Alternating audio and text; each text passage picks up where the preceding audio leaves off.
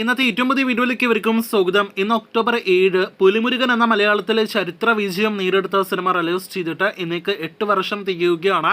ലാലേട്ടനെ നായകനാക്കി വൈശാഖ് സംവിധാനം ചെയ്ത പുലിമുരുകൻ 2016 റിലീസ് ചെയ്തത്. സിനിമയുടെ തിയേറ്റർ തരംഗത്തെക്കുറിച്ചും ഒപ്പം തന്നെ സിനിമ ഉണ്ടാക്കിയ ഒരു ഓളത്തെക്കുറിച്ചും ഞെട്ടിക്കുന്ന ബോക്സ് ഓഫീസ് റെക്കോർഡുകളെ കുറിച്ച് ഞാനായിട്ട് പറയേണ്ടതില്ലല്ലോ.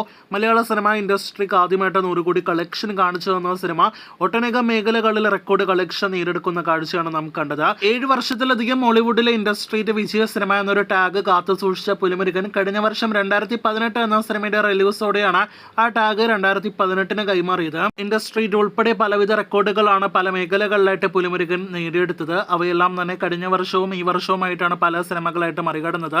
ഇപ്പോഴും സിനിമയുടെ തകർക്കപ്പെടാത്ത റെക്കോർഡ് എന്ന് പറയുന്നത് TRP നേട്ടമാണ്. ഏഷ്യാനെറ്റിൽ ആദ്യമായിട്ട് സംപ്രേഷണം ചെയ്തപ്പോൾ 28ലധികം TRP നേടിയെടുത്ത സിനിമ ഇപ്പോഴും എല്ലാ ആഴ്ചകളിലും ഭൂരിഭാഗം ആഴ്ചകളിലും ഏഷ്യാനെറ്റിൽ സംപ്രേഷണം ചെയ്തു പോരുന്ന സിനിമയായിട്ട് മാറുന്നു. കോവിഡ് കാലത്ത് പോലും ലാലേട്ടന്റെ ദൃശ്യം 2 എന്ന സിനിമയായിരുന്നു 21 TRP നേടിയെടുത്ത് പുലിമുരുകൻ അടുത്ത TRPയിലേക്ക് എത്തിയത്. വേറൊരു സിനിമയ്ക്കും പുലിമുരുകന്റെ TRP മറികടക്കാനായിട്ട് കഴിഞ്ഞിട്ടില്ല. ഇനി ആ TRP റെക്കോർഡ് മറികടക്കുമോ എന്നത് സംശയകരവുമാണ്. മലയാളത്തിലെ ആദ്യത്തെ 75 കോടി രൂപ മുതൽ 144 കോടി രൂപ വരെ കളക്ഷൻ നേടിയെടുത്ത പുലിമുരുകൻ എന്ന സിനിമയുടെ ഫൈനൽ കളക്ഷൻ മറികടക്കാനായിട്ട് 2016 മുതൽ കേട്ടുകൊണ്ടിരിക്കുന്ന ഒരു മുദ്രാവാക്യമുണ്ട്, മുരുക നീ തീർന്നിട്ട.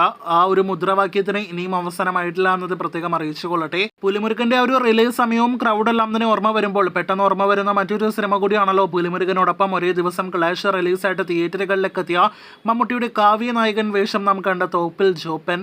ഇപ്പോൾ സിനിമകളിൽ സജീവമായ ജോണി ആന്റണി സംവിധാനം ചെയ്ത അവസാന സിനിമ കൂടിയാണ് മമ്മൂട്ടിയുടെ കോമഡി റൊമാൻറ്റിക് എന്റർടൈനർ സിനിമ കൂടിയായ തോപ്പിൽ ജോപ്പൻ. പുലിമുരുകന് ടിക്കറ്റ് കിട്ടാത്തവർ തോപ്പിൽ ജോപ്പൻ എന്ന സിനിമ കണ്ടു. അങ്ങനെ തോപ്പിൽ ജോപ്പൻ എന്ന സിനിമ ഒരു ഡീസന്റ് കളക്ഷൻ നേടിയെടുത്തു എന്നത് എല്ലാവർക്കും അറിവുള്ളതാണല്ലോ. അപ്പോൾ തോപ്പിൽ ജോപ്പൻ എന്ന സിനിമ റിലീസ് ചെയ്തിട്ടും ഇന്നേക്ക് 8 വർഷം തികയുകയാണ്.